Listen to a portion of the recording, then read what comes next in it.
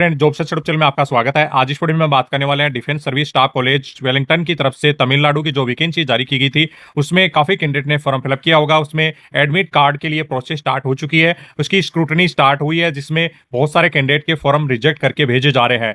तो किस किस के कारण से रिजेक्ट किए जा रहे हैं उनकी जानकारी लेंगे, और कब तक इसका एग्जाम होगा, एग्जाम में सिलेबस क्या रहेगा, सिलेबस के बाद में स्किल टेस्ट कब होगा, ये सभी जानकारी लेने वाले हैं। साथ में कट ऑफ क्या रहती है, लास्ट टाइम में जो भर्ती निकली थी उसकी कट ऑफ क्या रही थी, उसकी भी जानकारी लेंगे। तो सभी जानकारी इस वीडियो में लेंगे। जिसने भी फॉर्म फिलअप किया है पूरी जानकारी इस वीडियो में दी जाएगी, उस हिसाब से अपनी तैयारी स्टार्ट कर सकते हैं। सबसे पहले स्क्रीन पे आप देख सकते हैं, जो भी कैंडिडेट ने आपके एप्लीकेशन फॉर्म फिलअप किया था उसको रिजेक्ट करके वापस सेंड कैंडिडेट के पास सेंड कर दिया गया है। इन्होंने नंबर भी दिया है एक 441। मतलब इसका अर्थ ये है कि इन्होंने काफ़ी संख्या में कैंडिडेट के जो भी है एडमिट कार्ड नहीं सेंड करने वाले हैं, मतलब फॉर्म को रिजेक्ट कर दिया गया है। रिजेक्ट का कारण भी उन्होंने लिखा है, यहाँ पे आप देख सकते हैं रिफ्यूज करके 16 तारीख को इन्होंने वापस रिफ्यूज किया है। और यहाँ पे डिले का कारण बताया गया है, इसके नीचे यहाँ पे दिया हुआ है कि उन्होंने कैंडिडेट ने डिले की वजह से, यहाँ पे नीचे एक आपकी लाइन दी हुई है, इसमें दिखाई नहीं दे रही, बाकी के यहाँ पे उन्होंने दिया है कि डिले हुआ है। डिले की वजह से मतलब जो 12 तारीख लास्ट डेट थी उसके बाद में ये आपका वहाँ पे पहुंचा है 16 तारीख को, तो 16 तारीख को उन्होंने रिफ्यूज करके वापस सेंड कर दिया है। तो इसी प्रकार से काफी कैंडिडेट ने फॉर्म सेंड किया होगा लेट तरीके से। आपका आप जो भी फॉर्म नहीं टाइम पे पहुंचा तो इस वजह से रिजेक्ट करके वापस सेंड कर रहे हैं काफी। इसमें आपके मुख्य रूप से जो कारण है रिजेक्ट होने के वो इस प्रकार से रहने वाले हैं, ये आपको स्क्रीन पे दिखाई दे रहे हैं। सबसे पहला कारण है कि आपका टाइम पे डाक नहीं पहुंचना, उसको लिफाफे को खोलेंगे भी नहीं, जैसे ही आपका लिफाफा पहुंचा लेट डेट में 12 तारीख से लेट पहुंचा, तुरंत आपको वहीं पे टिक करके और डेट डालकर रिफ्यूज करके वापस आपको भेज दिया जाएगा। उसको लिफाफे को खोला भी नहीं जाएगा। उसके बाद में लिफाफा यदि टाइम पे आपका पहुंच गया तो उसके बाद में खोलने के बाद में किस कारण से रिजेक्ट किया जा सकता है, तो ये आप देख सकते हैं। एक तो हैंड राइटिंग में आपका फॉर्म भरा हुआ नहीं होना चाहिए बिल्कुल, जो भी आपका फॉर्मेट दिया गया था उसको अबो रीडर में ओपन करके कंप्लीट कैपिटल अक्षर में भरना था। दूसरा, आपकी कलर फोटोग्राफ जो भी है वो नहीं होगी तो आपका इसमें रिजेक्ट किया जाएगा, जिसमें मैंने आपको बताया था कि उसका बैकग्राउंड होना चाहिए व्हाइट कलर का। ये हो सकता है यदि आपका बैकग्राउंड व्हाइट रेड कर दिया या ब्लू कर दिया तो भी आपका फॉर्म रिजेक्ट किया जा सकता है। ये बात बिल्कुल दिमाग में रखें। और 3 मंथ से ज्यादा पुरानी फोटोग्राफ नहीं होनी चाहिए, और विदाउट फोटोग्राफ के आपने फॉर्म सेंड कर दिया तो वो भी रिजेक्ट माना जाएगा। इसके बाद में नेक्स्ट, आपका सिग्नेचर आपने नहीं किए उसमें फॉर्म में तो आपका फॉर्म रिजेक्ट कर दिया जाएगा। यदि आपने सिग्नेचर किए हैं सही तरीके से और सिग्नेचर करके यदि नहीं भेजे हैं तो भी रिजेक्ट किया जाएगा। और इन दोनों को, सिग्नेचर और आपके कंप्लीट फोटो कलर में होनी चाहिए। बहुत सारे कैंडिडेट ये गलती की है फॉर्म भर के और उसमें फोटो चिपका के ब्लैक एंड व्हाइट जो भी फॉर्म की फोटो भेज दी, इस वजह से भी रिजेक्ट किया जाएगा। आपने कलर फोटो होनी चाहिए, कलर सिग्नेचर होनी चाहिए, तब भी आपका फॉर्म एक्सेप्ट होगा, नहीं तो आपका रिजेक्ट कर दिया जाएगा। यदि आप सेल्फ अटेस्टेड इनमें से कोई भी कॉपी आपकी मांगी गई थी, जैसे 10वीं लेवल की है तो 10वीं लेवल की, आधार कार्ड नहीं लगाया आपने, इसमें यदि कोई भी सर्टिफिकेट आपके जो भी आप प्रस्तुत करना चाहते हैं, जैसे कास्ट सर्टिफिकेट नहीं लगाया तो आपको रिजेक्ट कर दिया जाएगा। ड्राइविंग लाइसेंस नहीं लगाया, ड्राइवर के लिए एक्सपीरियंस नहीं लगाया, कंप्यूटर के कोर्स जो भी हमके मांगे गए थे वो नहीं लगाए तो भी आपका रिजेक्ट किया जाएगा। सेल्फ अटेस्टेड जैसे कास्ट सर्टिफिकेट है या ईडब्ल्यूएस सर्टिफिकेट है वो भी नहीं लगाया तो भी आपका रिजेक्ट किया जाएगा। इसके बाद में 6 नंबर का 100 रुपए का डिमांड ड्राफ्ट जो भी डीएससीसी इस रिक्रूटमेंट के नाम पे इस एड्रेस पे नहीं बना होगा तो भी आपका रिजेक्ट कर दिया जाएगा। बहुत सारे कैंडिडेट की क्यूरियां थी कि अभी आप केनरा बैंक से ही बनाना पड़ेगा। बहुत सारे कैंडिडेट ये बात कर रहे थे, किसी भी सेंट्रलाइज बैंक से आप बना सकते थे, कोई भी दिक्कत नहीं आएगी। सेंट्रलाइज बैंक होना चाहिए कि भी किसी भी प्रकार का सहकारी या स्टेट बैंक नहीं होना चाहिए तो आपका एक्सेप्ट हो जाएगा। क्योंकि केनरा बैंक से मात्र 1% कैंडिडेट होंगे जो कि आपका डिमांड ड्राफ्ट बना सकते होंगे, क्योंकि 1% ही ऐसे कैंडिडेट होंगे जिनका खाता केनरा बैंक में होगा या उनके घर वालों का खाता होगा, तभी आपका डिमांड ड्राफ्ट बनता। बाकी की आपने किसी भी सेंट्रलाइज बैंक से आपका डीडी डिमांड ड्राफ्ट बनाकर भेज दिया। एड्रेस ये होना चाहिए डिमांड ड्राफ्ट के नाम पर डीएससीसी डायरेक्ट रिक्रूटमेंट 2026। इसके अलावा जो भी कोड वगैरह का कोई चक्कर नहीं है। आपने इसके हिसाब से आपने किसी भी सेंट्रलाइज बैंक से आपका डीडी डिमांड ड्राफ्ट बनाया तो आपका फॉर्म रिजेक्ट नहीं माना जाएगा। सेल्फ अटेस्ट एनवेलप जो भी खुद का लिफाफा लिफाफा जिसमें 56 रुपए की डाक टिकट नहीं लगाई है तो भी आपका फॉर्म रिजेक्ट किया जा सकता है। तो ये मुख्य रूप से कारण थे जिनकी वजह से आपका फॉर्म रिजेक्ट किया जाएगा। तो आप सभी कैंडिडेट इंश्योर करें कि ये मैंने गलती नहीं की है, तो आपका एडमिट कार्ड आ जाएगा। एडमिट कार्ड कितने % तक आ सकता है और कितने एडमिट कार्ड जारी किए जाएंगे वो चेक कर लेते हैं।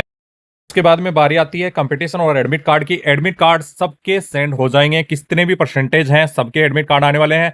बस आपका एप्लीकेशन फॉर्म सही तरीके से फिलअप हुआ किया होना चाहिए, टाइप्ड एप्लीकेशन फॉर्म होना चाहिए, कैपिटल अक्षर में होना चाहिए और कलर फोटो और कलर सिग्नेचर होने चाहिए।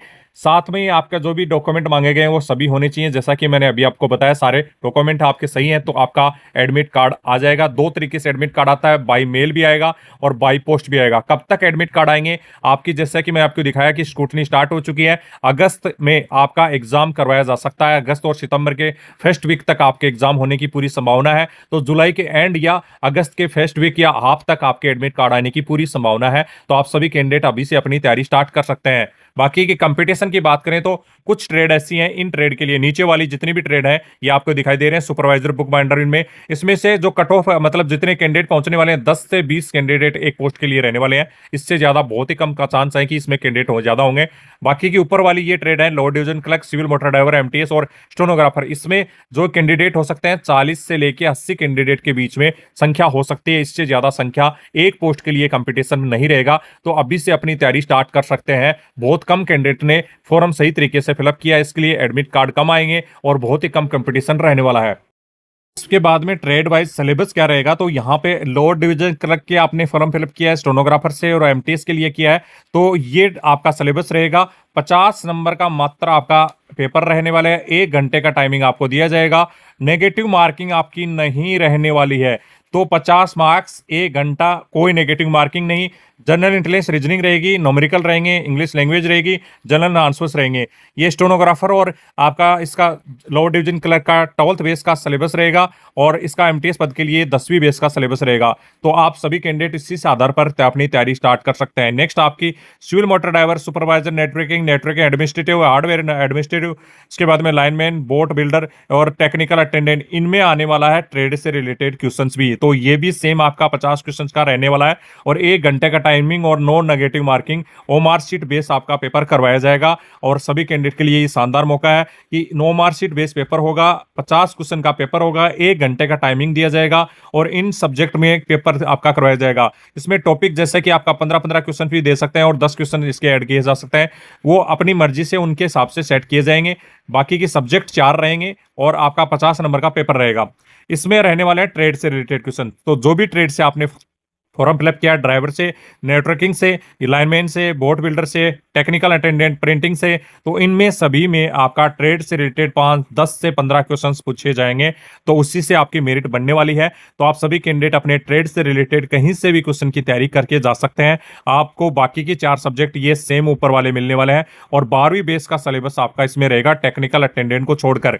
बाकी की 12वीं बेस रहेगा, टेक्निकल अटेंडेंट में 10th लेवल का सिलेबस रहेगा और बाकी के ट्रेड से रिलेटेड 10 से 15 क्वेश्चन इसमें मिलने वाले हैं। तो उसकी तैयारी जरूर साथ में कर लें। और ये सेम आपका 50 क्वेश्चंस रहेंगे और 1 घंटे का टाइमिंग रहेगा, no negative marking, OMR sheet based exam होगी, कोई सी प्रकार की सीबीटी एग्जाम नहीं होगी। पहले सबसे पहले आपकी बायोमेट्रिक होगा, बायोमेट्रिक के बाद में एग्जाम कंडक्ट होगी। स्किल टेस्ट का अलग से एडमिट कार्ड जारी किए जाएंगे, अलग से स्किल टेस्ट आपका कंडक्ट करवाया जाएगा। स्किल टेस्ट की जानकारी चेक कर लेते हैं। स्किल टेस्ट कब होगा, तो मैं आपको बता दूं कि जब भी एग्जाम होगी उसका रिजल्ट 1 से 1.5 महीने 2 महीने में एग्जाम में रिजल्ट निकाल दिया जाता है। मिनिमम लास्ट मान के चाहिए 2 महीने, इससे पहले ही आपका रिजल्ट जारी हो जाएगा और एडमिट कार्ड मेल के द्वारा आपको स्किल टेस्ट के लिए बुलाया जाएगा।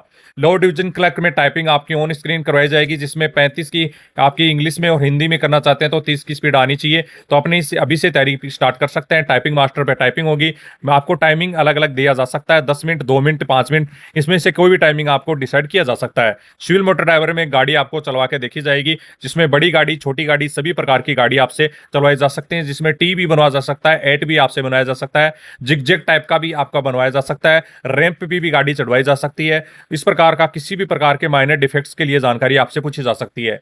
एमटीएस के लिए हम आपको स्किल टेस्ट का बताने वाला हूं, जो कि अलग से बताऊंगा अभी इसी वीडियो में कि क्या क्या करवाया जाता है। स्टेनोग्राफर में स्टेनो का शॉर्ट हैंडिंग करवाया जाएगा, सुपरवाइजरी नेटवर्किंग में नेटवर्किंग, ये सभी नेटवर्किंग की ट्रेड है, तो इनसे आपका नेटवर्किंग और फाइबर ट्रेड जो भी है, जो भी आपका संबंधित सिग्नल की जो भी लाइन वगैरह का काम होता है, संबंधित ट्रेड आपका मांगा गया था, डिप्लोमा मांगा गया था या एक्सपीरियंस मांगा गया था, उन्हीं से संबंधित आपसे काम करवाया जाएगा। बोर्ड बिल्डर को बोट बिल्डर आपका मतलब बोर्ड का काम करवाया जाएगा और टेक्निकल अटेंडेंट प्रिंटिंग ऑपरेटर में प्रिंटिंग से संबंधित हर काम का आपको टेक्सटाइल टेस्ट में करवाया जाएगा। अब एमटीएस में क्या क्या करवाया जा सकता है और क्या करवाया जाता है, एमटीएस की ट्रेड बहुत ही हार्ड रहती है। इसमें आपको ऐसा काम भी करवाया जा सकता है जो कि आप अफ़सोस करेंगे कि मैं इस का प्रकार का काम नहीं करना चाहता। चाहे गर्ल्स कैंडिडेट हो या मेल कैंडिडेट, दोनों के लिए दिक्कत यहाँ पे आ सकती है। तो एमटीएस में आपको वेट लिफ्टिंग, नाट वॉचिंग, फीडिंग, क्लीनिंग, हॉर्स से टी सर्विंग, एनी टाइप का काम कराया जा सकता है। जो पिछली भर्ती हुई है उनके स्किल टेस्ट का रिव्यू इस प्रकार से देख सकते हैं। डीएससीसी के एक मेन गेट पे उनको 7:50 पे बस आई थी और उनको जो हॉर्स का शेड होता है वहाँ पे घोड़े रहते हैं जो अफसर्स के लिए, उस घोड़े के शेड में ले जाया गया और 25-25 का ग्रुप बनाया गया। 25-25 के ग्रुप के आधार पर उनके घोड़े के शेड में पूरा क्लीनिंग करवाया गया। तो आप सोच सकते हैं घोड़े के शेड में जो भी उनकी कचरा, चाहे उनका गोबर हो चाहे कुछ भी हो, सभी साफ करवाया जाएगा। आपको इसके लिए तैयार रहना पड़ेगा स्किल टेस्ट के लिए। बहुत सारे कैंडिडेट इसी वजह से एमटीएस के पद के लिए जॉब छोड़ देते हैं। बड़ी जो भी एनडीए हो चाहे टीएससीसी हो, इनमें बहुत सारे कैंडिडेट जॉब छोड़ते हैं इसी वजह से। इसके बाद में आपका लिफ्टिंग जो भी 25-35 केजी का वेट उठाकर लोडिंग अनलोडिंग का काम भी करवाया जाएगा। टेंट मेकिंग, टेंट का आपको काम दिया जाएगा जो कि आर्मी में टेंट होते हैं उनका बनाने के लिए बोला जाएगा कि इसमें सही आपको ये आइटम दिए जाएंगे और आप टेंट बनाइए, आपको टेंट बनाया जाएगा। घास कटिंग करवाई जा सकती है। तो ये 4 इवेंट आपके करवाए गए थे। किसी प्रकार का कोई ड्रेस कोड नहीं था, हेयर कटिंग वगैरह सेविंग की कोई प्रॉब्लम नहीं है। तो ये आपसे काम करवाए जाएंगे।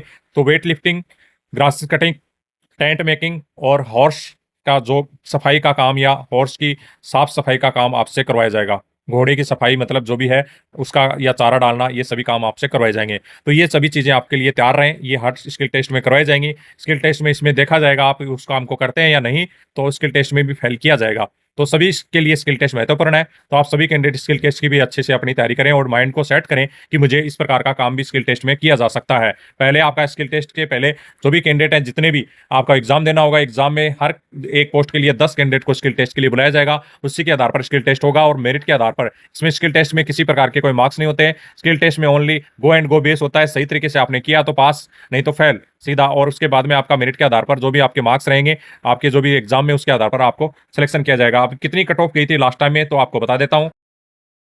स्क्रीन पे आप देख सकते हैं डीएससीसी वेलिंगटन में 2022 में आपकी सबसे बड़ी भर्ती आज जारी की गई थी। उसकी कट ऑफ यहाँ पे आपको स्क्रीन पे दिखाई दे रही है। एमटीएस पद के लिए इन्होंने जानकारी मांगी थी। एमटीएस पद में आपका कितना कट ऑफ जो गया था, तो यहाँ पे आप देख सकते हैं एमटीएस का रिजल्ट जो जारी हुआ था वेबसाइट पर जारी होता है। डीएससीसी की वेबसाइट पर आपको देखने को मिलता है। यहाँ पे कट ऑफ यहाँ पे देख सकते हैं फाइनल कट ऑफ क्या गई थी। ओबीसी की यहाँ पे 45 मतलब 50 नंबर का पेपर होता है, उसमें से आपके 45 मार्क्स आते हैं क्योंकि नेगेटिव मार्किंग नहीं आती है।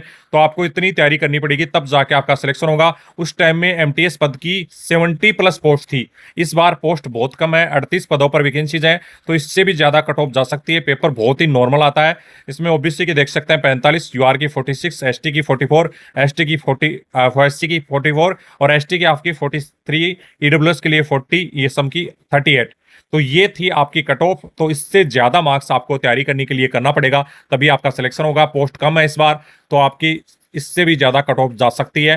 फिर भी इस कट ऑफ को पक्का मान के चलेंगे, ये कट ऑफ तो आपकी रहने ही वाली है, तभी आपका सिलेक्शन होगा। इसी के आधार पर अपनी तैयारी कर सकते हैं। बाकी की आप नेवी ग्रुप सी की बुक से और एयरफोर्स ग्रुप सी की बुक से अच्छे से तैयारी कर सकते हैं, या एनडीए ग्रुप सी की बुक से भी तैयारी कर सकते हैं। तीनों की लिंक वीडियो के नीचे डिस्क्रिप्शन में भी ऐड की जा रही है और टेलीग्राम पर भी ऐड की जाएगी, जिससे अपनी अच्छे से तैयारी कर सकते हैं और अभी से अभी तैयारी स्टार्ट कर सकते हैं।